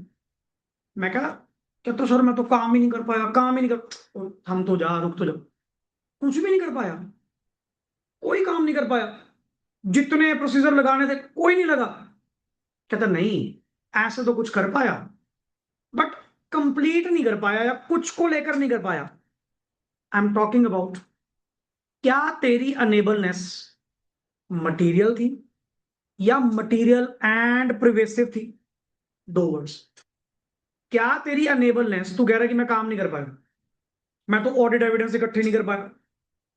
अब मेन चीज, जब ऑडिट एविडेंस ही नहीं मिले, अच्छा ऑडिट एविडेंस कहां से मिलेंगे? प्रोसीजर लगाने से। वही तू क्या कह रहा है, मैं तो प्रोसीजर लगा ही नहीं पाया। क्योंकि प्रोसीजर अगर लग पाते, ऑडिट एविडेंस आते, मैं ओपिनियन दे देता। मैं वर्ड क्या बोल रहा हूँ, सर मैं तो काम ही नहीं कर पाया। और मैं कहा ये तो बता दे, बिल्कुल नहीं कर पाया, एक तो वो ज्यादा ही संगीन हो गया ना, which means material and pervasive. Pervasive means at the large extent, मैं कुछ भी नहीं कर पाया जी, that is material and pervasive. देख फिर तो पूरी की पूरी ओपिनियन डिस्क्लेम करना बंद। अगर तू ये बात कह रहा है मैं कुछ नहीं कर पाया, मैं आपको जरा सा भी कंक्लूड कर ही नहीं सकता, मतलब मेरी अनेबलनेस हाई लेवल, मैं नहीं कर पाया जी। एक पता क्या होता है, नहीं ऐसे तो 70-80% तो ऑडिट मेरा हो गया था, इतने को ऑडिट एविडेंस तो मिल गए थे, बट एक कुछ आइटम्स को लेकर नहीं मिल पाए। मैं कहा तो अजीब ही बंदा है, कुछ आइटम्स को लेकर अगर नहीं मिल पाए, पूरी बैलेंस शीट की ऐसी तैसी कर देगा, पूरी कंपनी की ऐसी तैसी कर देगा, सब पे उठा के क्या करते हैं, डिस्क्लेम, मैं ओपिनियन दे पा रहा। ये क्यों नहीं मान रहा कि 80% तू काम कर पाया? चल जितना कर पाया उतने पे दे दे। कहते जी ये भी सीन कोई होता है? मैं क्या हाँ, इसको वर्ड क्या बोलते हैं? तू एक काम कर ना, जितना कर पाया उस पे वो लैंग्वेज दे दे, और जो नहीं कर पाया उस एरिया को क्या कर दे, qualify. Qualify means exception, except this, इसको छोड़ के बाकी सही। इससे तेरा भी काम चल जाएगा, कंपनी का भी काम चल जाएगा। बट ये थोड़ी तेरे मान लो 5-10% के चक्कर में अल्टीमेटली पूरी फाइनेंशियल्स की, पूरी कंपनी की ऐसी तैसी फेर दे ना जी। और वैसे भी डिस्क्लेमर देना कोई बहुत खुशी की बात थोड़ी। अपनी नाकाबिलियत शो करना, कोई आपके प्राइड के मेडल्स मिलेंगे? मैं अपनी अनेबलनेस शो कर रहा हूं कि मैं काम नहीं कर पाया, ये तो आपकी बेइज्जती वाला काम भी तो है। अगला फिर तभी तो पूछ रहा है, कहता जी आप चलो अपनी, अगला पैनिक हो जाता है अल्टीमेटली, मुझे बता काम बिल्कुल नहीं कर पाया या काफी हो गया कुछ नहीं कर पाया? देख अगर तो ये सीन है, फिर पूरी बैलेंस शीट पे, पूरी एफएस पे डिस्क्लेमर नहीं देना, फिर कौन सा दे दे, क्वालिफाइड। क्वालिफाइड का मतलब ही क्या है, पर्पस ही क्या है, कि जिनको लेकर, थोड़े मोटे पार्ट को लेकर अगर दिक्कत लगती भी है उसको एक्सेप्ट बोल दो। इसकी लैंग्वेज, क्वालिफाइड की लैंग्वेज ही कहां से शुरू होती है, एक्सेप्ट दिस। सर इसको छोड़ के बाकी सही। हाँ पर मैंने बता तो दिया, मैंने यूजर को जो बताना था वो भी बता दिया, बाकी सही है, पर इसको छोड़ के, मतलब यूजर को पता लग गया कि इसमें गड़बड़ है, बाकियों में सही। कम से कम तेरा भी काम चल जाएगा, मेरा भी काम चल जाएगा, ये पॉइंट। और इस वर्ड को क्या बोलते हैं, जो मैं लैंग्वेज बोल रहा था, कि सर क्या आपकी अनेबलनेस, जो आप कह रहे हो कि मैं काम नहीं कर पाया, क्या मटेरियल एंड प्रिवेसिव है या सिर्फ मटेरियल है? दो words. If it is material and pervasive it will be a, पूरी फाइनेंशियल्स के ऊपर ही क्या दे दे, डिस्क्लेमर। और अगर कह रहा है नहीं सर मटेरियल है, प्रिवेसिव नहीं है, हर जगह नहीं है, कुछ आइटम्स को लेकर, फिर यार तो डिस्क्लेमर थोड़ी देगा, वहां पे क्या दे दे, क्वालिफाइड। मतलब इसको मैं एक लैंग्वेज बोलता हूं, एक्सेप्ट दोस, एक्सेप्ट दोस, उनको छोड़ के बाकी ठीक है जी। कहते यार तेरा भी काम चल जाएगा, हमारा भी चल जाएगा। अब सेम इधर आ एडवर्स ओपिनियन। पहली चीज थोड़ी लाइन बैक, एडवर्स ओपिनियन आप कब दोगे, जब पहली बात तो वर्ड के लिखा है auditor is, what you mean by auditor is able, auditor काम कर पाया। ऑडिटर काम कर पाया का मतलब उसको एविडेंस मिले। एविडेंस कैसे मिले, उसने प्रोसीजर लगाए, एंड प्रोसीजर लग भी पाए, बट रिजल्ट पॉजिटिव नहीं नेगेटिव है। हालांकि मेरे लिए ये वाला और ये वाला दोनों सेम ही है, काम उधर भी कर पाया, काम इधर भी कर पाया, बट रिजल्ट इधर वाले में क्या थे और उधर क्या है, इतना ही फर्क है, इतना ही फर्क है। अब सुन, यहां पे पता तुम क्या कह रहे हो, मैंने 3 वर्ड बताए थे, तीनों के आगे नॉट लगा दो। The financial statements are not showing true and fair, the financial statements are not free from material misstatement, the financial statements are not prepared and presented as per the applicable, कौन सी opinion बन गई, adverse, adverse opinion कर दी company की ऐसी तैसी। और ये इशू होना कंपनी की शामत आना, क्यों, अब जो तेरे ओनर्स होंगे ना, वो तो एजीएम में मैनेजमेंट को खा जाएंगे कि क्या तुमने ऐसी हरकत कर दी, जो अगला ऑडिटर आके एडवर्स ओपिनियन देके गया है, क्या कर रहे हो, तो सीधा गले से आके पकड़ेंगे, जवाब दे इस चीज का। इसीलिए तो अगले ऑडिट करवा रहे हैं कि हमें भाई इसकी रियलिटी बता, रियलिटी क्या है। नाउ अच्छा, फिर मैंने तुमसे वही चीज पूछी दोबारा, मैं कहा सब कुछ गलत है, सारा कुछ गलत है, कुछ भी सही नहीं मिला। What I am asking you, what I am asking you, material and pervasive है कि जो ऑडिट एविडेंस तुझे मिले, जिसके चक्कर में तू पूरी कंपनी की ऐसी तैसी करने को लगा हुआ है, एडवर्स ओपिनियन देने पे कुछ भी सही नहीं मिला, सारा कुछ गलत है। कहता जी हाँ, फिर तो ठीक है, फिर तो तेरा एडवर्स ओपिनियन देना बनता था। बट अगर नहीं नहीं ऐसा नहीं है, 70-80% तो बिल्कुल सही था, ये तो 20-25-30% कुछ माड़ा मोटा जो आइटम्स थी उनको लेकर गलतियां मिली। मैं कहा तो अजीब ही बंदा यार, इतनी बात के लिए तू अगले की कंपनी की पूरी ऐसी तैसी फेर देगा, एडवर्स ओपिनियन दे देगा। The financial statements are not showing, और ऑनर ऐसे नोट देखना नहीं, उनका हाइपर बीपी हो जाएगा कि इन्होंने एडवर्स दे दी, क्यों कंपनी के पीछे पड़ा है। तो एक काम कर, अगर तो मटेरियल एंड प्रिवेसिव है, तेरी बात मैं 100 ऊपर करता हूं, तू एडवर्स दे, जी सदके दे, देना भी चाहिए। बट अगर तू कह रहा है कि sir most of the item तो ठीक है, ये कुछ 2-4 आइटम है इनमें गड़बड़ है, इनको लेकर मुझे एविडेंस सही नहीं मिले, गड़बड़ लगी, तो फिर एक काम करना, कौन सी इशू कर दे, क्वालिफाइड, कौन सी इशू कर दे, जिसकी स्टार्टिंग लैंग्वेज ही क्या है, उनको छोड़ के, जिससे तेरा भी काम चल जाएगा, इनका भी काम चल जाएगा। सो क्वालिफाइड ओपिनियन इज दोनों तरफा, इट्स बेसिकली हाइब्रिड, कि सर ये रखी गई है, ये प्रोविजन रखी गई है, आज की डेट में अगर तुम क्वालिफाइड हटा दो ना, ऑडिटर की ओपिनियन गलत हो जाएगी। क्यों, फिर तो हर केस में या तो तुम कह रहे हो काम कर ही नहीं पाए, या कह रहे हो काम, यार ऐसा थोड़ी होता है, कोई इन बिटवीन सिचुएशन भी तो होती है मॉडिफाइड की। तो ये जो वर्ड है ना, कि तुम कहां पे कौन सी ओपिनियन दोगे, मॉडिफाइड के अंदर भी कौन सी दोगे, इट डिपेंड्स अपॉन 2 वर्ड, बताना जरा। अगर मटेरियल एंड क्या होगा, फिर तो कौन सी जाएगी, 2 case, able unable, able adverse, unable disclaimer.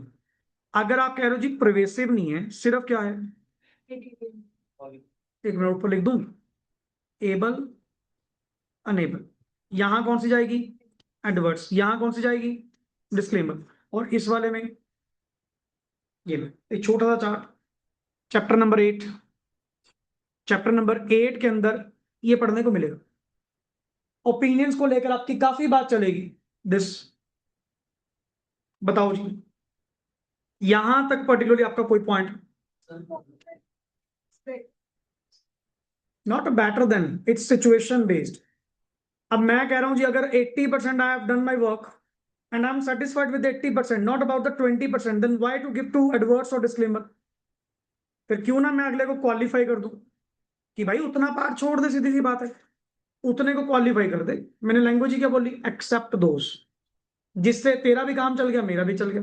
मैंने बात कह भी दी, नहीं भी कही, दोनों होगी। That is the point. हाँ जी बोलो।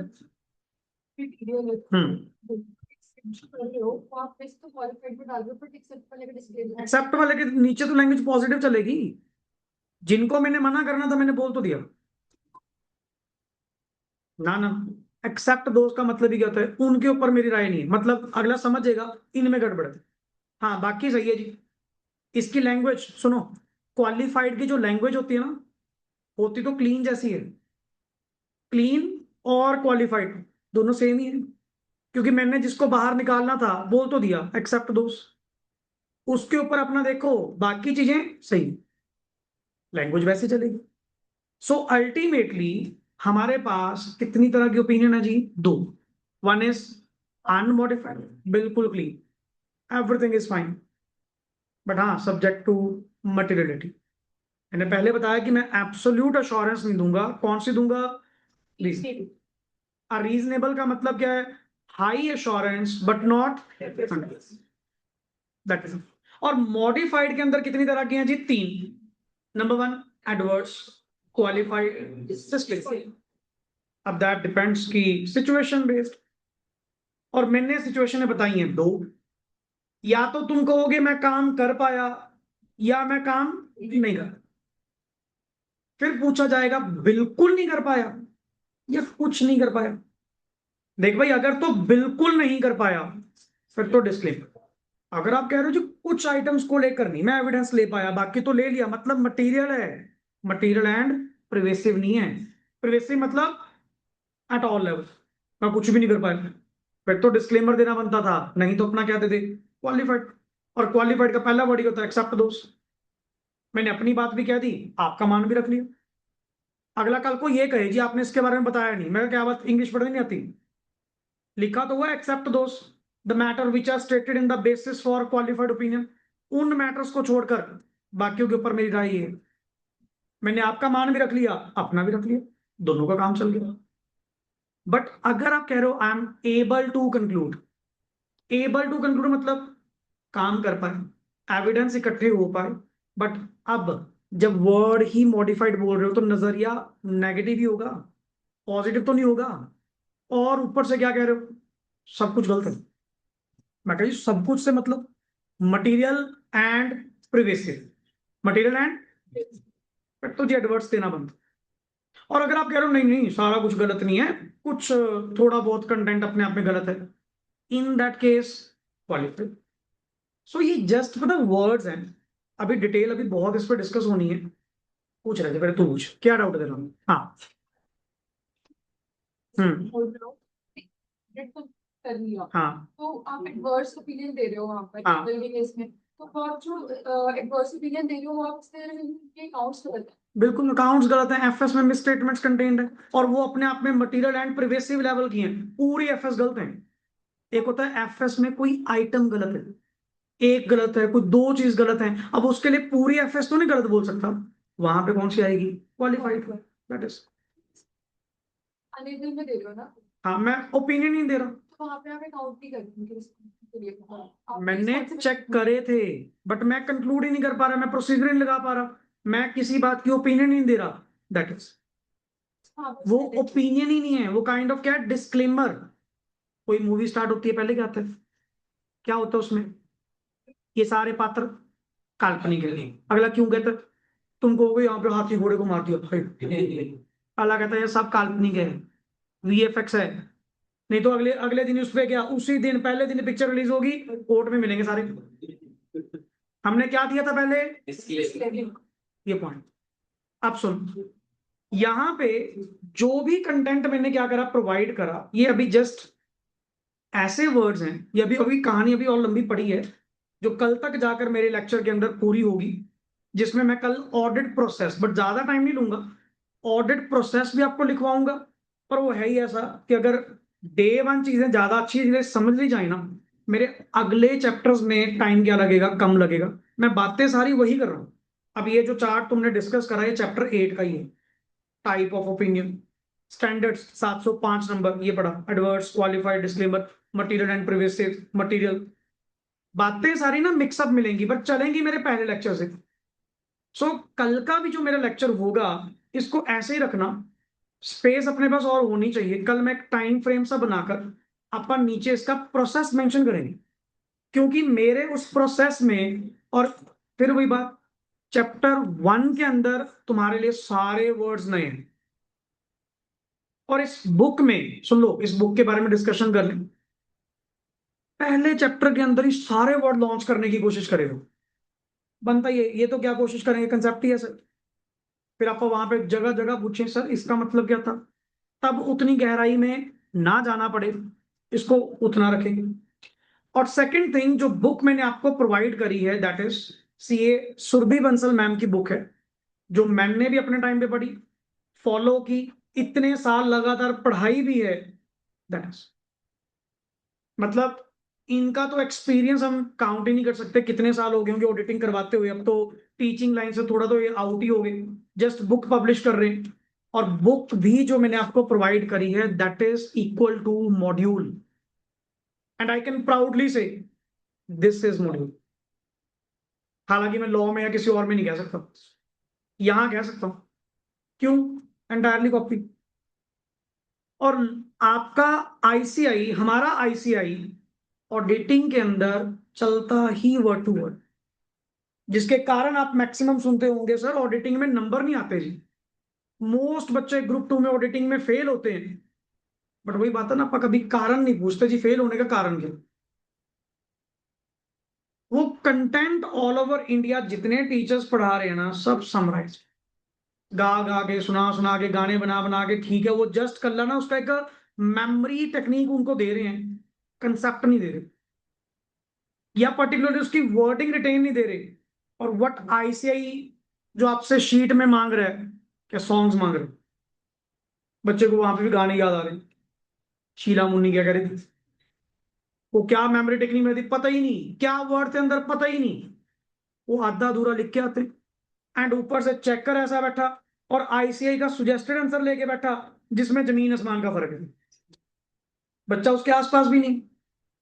5 में से आधा नंबर, 1 नंबर, ये भी गनीमत है, 1-2 नंबर भी दे देंगे, क्योंकि अपा उस लेवल को मैच नहीं कर सकते जो आईसीआई डिमांड करता है।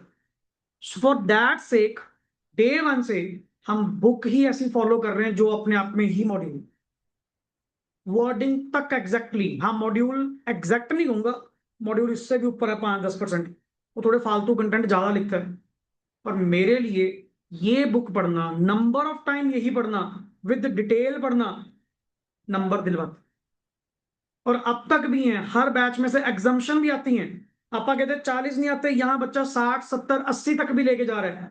उसका कारण दिस है, जितना शॉर्ट पढ़ोगे अल्टीमेट उसका भी शॉर्ट तुम लिख कर आओगे। कंटेंट अगर बढ़िया पढ़ूंगा, मॉड्यूल की लैंग्वेज पे थोड़ा हाथ बिठाएंगे, तो नंबर भी आपको एक्चुअली मिले। सो बुक इज अपने आप में बहुत रिफाइंड है। इसके साथ सपोर्टिंग आपको दूंगा स्कैनर, पीवाईक्यूज, एमटीपीज, आरटीपीज। पहले कंसेप्ट बुक है, ये सिर्फ कंसेप्ट बुक है। क्वेश्चन बैंक आपको स्कैनर में से मिलेगा, चैप्टर खत्म हुआ साथ के साथ उसके क्वेश्चंस। बट रहना इस बुक पे है कि इस बुक का एक एक वर्ड तक हमें रिटेन करना है, एंड जिसके लिए पर्टिकुलरली मैं आपकी राइटिंग प्रैक्टिस भी डेली टेकअप करूंगा। अभी 1-2 दिन, कल का लेक्चर भी हो जाने दो, जब बुक आपकी स्टार्ट हो जाएगी एक प्रॉपर कॉपी, अपना एक प्रॉपर रजिस्टर ऑडिटिंग का लगाओ। और वो टेक्निक पे अपन कल बात करेंगे कैसे उसको फॉलो करना है। But about this book, that is more than enough, and you can easily and proudly faith on this content, blindly faith. यही वो बुक है जो पास करवाएगी, यही बुक है जो एग्जाम्शन दिलवाएगी। और I can lot of things verify करने के बाद, मेरे पास सारे राइटर पढ़े, ऑडिटिंग के जो नेशनल लेवल पे टीचर पढ़ा रहे हैं सब पढ़े हैं, जिस दिन मंगवाए ओपन करा रख दे अपनी बड़ी है। ये तक भी पैसे लगाकर हम तो हर बारी जो मार्केट में चल रहा है, देखा नहीं, बुक्स की कलेक्शन, जो मार्केट में नई चीज चल रही है मंगाओ यार, पर कम से कम ये देखने के लिए आपा सही है या ये सही है, नहीं तो वो ऑप्ट करेंगे। दैट इज मेरा काम है गुडनेस आप तक पहुंचाना, what ever with the good things going in India, ताकि तुझे ये चीज ना कभी फील हो कि मैं कुछ अलग पढ़ रहा हूं। शायद इंडिया में जो पास होते हैं बच्चे वो कुछ अलग कंटेंट पढ़ रहे हैं, कुछ नहीं, यही पढ़ रहे हैं, यही चीजें पढ़ रहे हैं। सो पहले आप अपने कंटेंट पे, आप अपने टीचर पे पहले फेथ करना सीखो। अगर उस पॉइंट पे अगर आप लैकिंग है ना, देन अपना मिजा मैच नहीं कर पाए। हमारी सोच, अपनी आइडेंटिटी ऑफ माइंड जब तक नहीं है, कहते जब तक मुझे अपने गुरु पे विश्वास नहीं है कि ये मुझे पार लगाएगा, मैं उसी पे शक करी जा रहा हूं, फिर तो तू पार लग गया, फिर नहीं होगा। पहली चीज पर्टिकुलरली किसके ऊपर, कंटेंट के ऊपर फेथ, जो मैं पढ़ रहा हूं सही पढ़ रहा हूं जी, और अब तक मैनी रिजल्ट्स आपके सामने पड़े हैं, यही कंटेंट पढ़ के पास हुए हैं और यही कंटेंट पढ़ के आप पास हुए। देन हम कैसे कहते हैं आपको गलत फॉलो कर रहे हैं, को गलत टेक्निक फॉलो कर रहे हैं, मतलब ही नहीं। सो बी थॉटफुल रिगार्डिंग दिस, क्योंकि ना बच्चों में आदत होती है, हमें चीजें ना बाद में पता लगती हैं जब बच्चा फेल हो जाता है। मैंने जी एंड मोमेंट पे फलाने टीचर का फास्ट कोर्स ले लिया, ये ले लिया, उसकी बुक आती है, चार्ट बुक आती है, हजारों कंटेंट है, हजारों। और इंडिया में इस बात की कमी नहीं है, फ्री का मटेरियल दुनिया भर का पड़ा है। टेलीग्राम ज्वाइन कर लो, हजारों चैनल हैं, सब मिलेगा। क्या इतना कुछ पर्टिकुलरली पेपर से पहले कर पाएगा? क्यों इकट्ठा करूं? या तो भाई तुम्हारी कोई शौक है कलेक्शन का पर्टिकुलरली, एंटीक पीस तो सुने थे, इन चीजों के शौक इसको होते हैं, जगह जगह मटेरियल इकट्ठा, और कंसेप्ट यहां भी सेम है वहां भी सेम है, why to go beyond the material. इन चीजों में सॉर्टफुल होकर काम करो, नथिंग टू वरी। कल की कहानी इसी से आगे क्या करेंगे, रिज्यूम करेंगे, क्लियर। जस्ट यहां तक जो बातें मैंने डिस्कस करी है एक बार रिकॉल करके आना, कल अपनी कहानी इससे आगे विद टाइम फ्रेम और ऑडिट का प्रोसेस। टाइम रहा, कल अपा चैप्टर नंबर 1 का पहला पेज शुरू कर लेंगे। चलिए, ओके जी, thanks a lot and rest we will do in the next part.